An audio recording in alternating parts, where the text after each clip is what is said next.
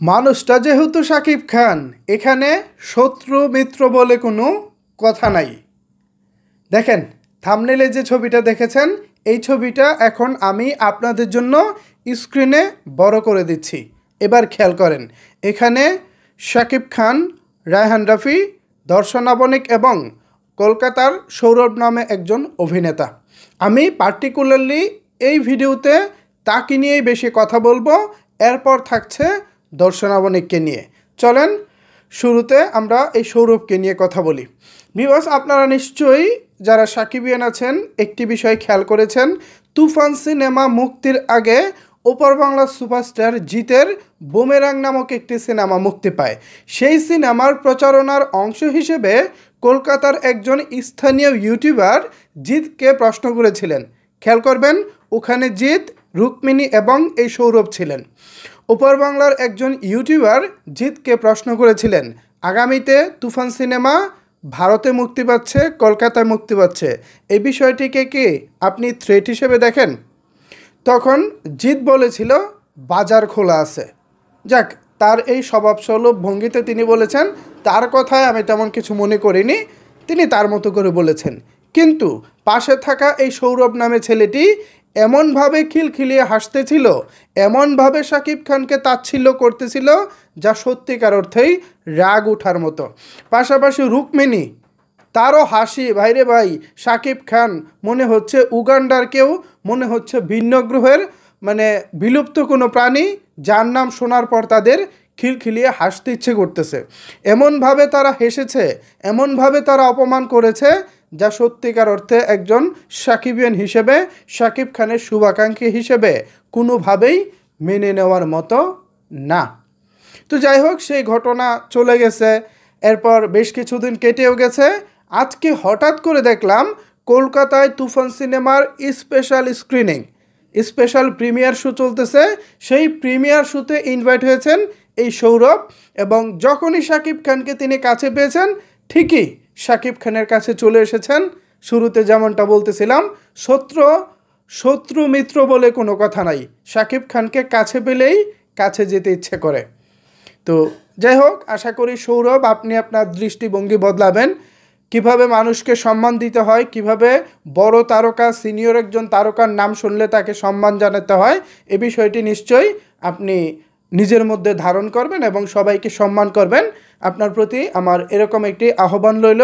আপনাকে আমার ভালো লাগে অভিনেতা হিসেবে, আপনার বেশ কিছু ওয়েব সিরিজ দেখেছি, বেশ কিছু সিনেমা দেখেছি, সবখানেই আপনাকে বেশ ভালো লাগতো, কিন্তু সেদিনকার সেই আপনার আচরণ আমার মনে বিরাটভাবে দাগ কেটেছে, খুব কষ্ট পেয়েছিলাম।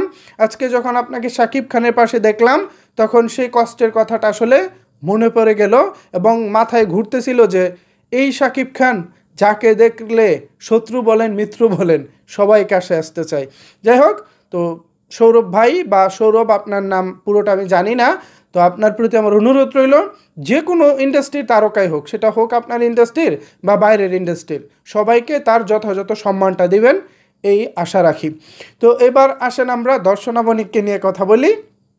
যথারীতি শাকিব খান দর্শনা বণিককে জড়িয়ে ধরেছেন, বা দর্শনা বণিক শাকিব খানকে জড়িয়ে ধরেছেন, যেভাবেই দেখি। তো এই দর্শনা বণিকের সঙ্গে শাকিব খান একটি সিনেমা করেছেন, আপনারা জানেন। সিনেমাটির নাম হচ্ছে অন্তরাত্মা। আজ থেকে প্রায় অলমোস্ট 3 বছর আগে সিনেমাটির শুটিং হয়েছে পাবনাতে। পুরো সিনেমার শুটিংটা সেখানে হয়েছে। আমাদের সত্তা সিনেমার প্রযোজক সোহানি ম্যাডাম এই সিনেমাটি প্রযোজনা করেছেন, পাশাপাশি সত্তা সিনেমার মতো এই সিনেমার কাহিনীটাও লিখেছেন। এই সিনেমায় শাকিব খানের বিপরীতে দর্শনা বণিককে দুর্দান্ত লেগেছিল। পাশাপাশি শাকিব খানের যে গেট আপ দেখেছি, লুক দেখেছি, দুর্দান্ত ছিল, এবং আমরা এই সিনেমাটি নিয়েও দারুণ আশাবাদী ছিলাম, এখনও আছি। ওয়াজেদ আলী সুমন পরিচালিত সিনেমাটি কবে নাগাদ মুক্তি পাবে আমরা কেউ জানি না। আমাদের একটা আক্ষেপ, এই যে দর্শনা বণিক শাকিব খানকে দেখতে পাচ্ছেন, কত সুন্দর মানিয়েছে না তাদেরকে, দুর্দান্ত মানিয়েছে, কিন্তু এখন তাদের একটি রেডি সিনেমা আমরা দেখতে পাচ্ছি না। খুবই আফসোস লাগে। নির্মাতাদের বলবো, আপনারা যারা নতুন করে শাকিব খানকে নিয়ে ভাবতেছেন, অবশ্যই আপনারা দর্শনা বণিককে নিয়ে ভাবতে পারেন, তাকে শাকিব ভাইকে দারুণ মানায়। আশা রাখি ভবিষ্যতে কোনো নতুন ছবিতে তাদের দুজনকে দেখতে পাবো। সো শাকিব খানের তুফান সিনেমা এবং রায়হান রাফি, সৌরভ প্লাস হচ্ছে দর্শনাবনিক, এই যে একটি পিকচার, এই ওভারঅল এই পিকচার সম্পর্কে যদি আপনাদের মূল্যবান কোনো মতামত থাকে তাহলে কমেন্ট বক্সে জানাবেন।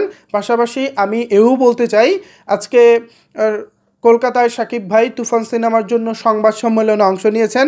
সেখানে তাকে যে প্রাণবন্ত দেখেছি, সেখানে তিনি যেভাবে স্বতঃস্ফূর্তভাবে অংশগ্রহণ করেছেন, আমার কাছে বিষয়টি বেশ ভালো লেগেছে, অসাধারণ লেগেছে। এরকম প্রাণবন্ত শাকিব খানকে আমরা সব সময় চাই। দেখেন, শাকিব খান প্রাণবন্ত থাকলে যেটা হয়, আমরা ভক্তরা খুশি থাকি, আমরা শুভাকাঙ্ক্ষীরা খুশি থাকি, বাংলাদেশের বাংলা সিনেমার দর্শকরা খুশি থাকে, হল মালিকরা খুশি থাকে। হল মালিকদের খুশিটাই হচ্ছে এখানে সবচেয়ে বড় খুশি। কারণ হল যদি না থাকে, আপনি আমরা ছবি দেখব কোথায়, বা যারা ছবি নির্মাণ করেন তারা ছবি চালাবেন কোথায়? সো সব দিক থেকে শাকিব খানের এই হাসি, প্রাণবন্ত এই হাসিটা আল্লাহ পাক তাকে সবসময় দিয়ে রাখুক, সেই দোয়া করি। একজন শাকিব খান কোটি কোটি দর্শকদের ভালোবাসার চোখের মণি, মধ্যমণি, এই ভালোবাসাটা সবসময় থাকুক, সেই প্রত্যাশা করি।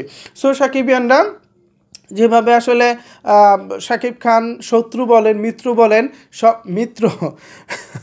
শত্রু বলেন, মিত্র বলেন, তো যেভাবে শাকিব খান শত্রু বলেন, মিত্র বলেন, সবাইকে যেভাবে তিনি কাছে টেনে নিচ্ছেন এবং তারাও যেভাবে শাকিব খানের আলিঙ্গন পাওয়ার জন্য ছুটে আসছেন, এ বিষয়টিকে আপনারা কিভাবে দেখেন?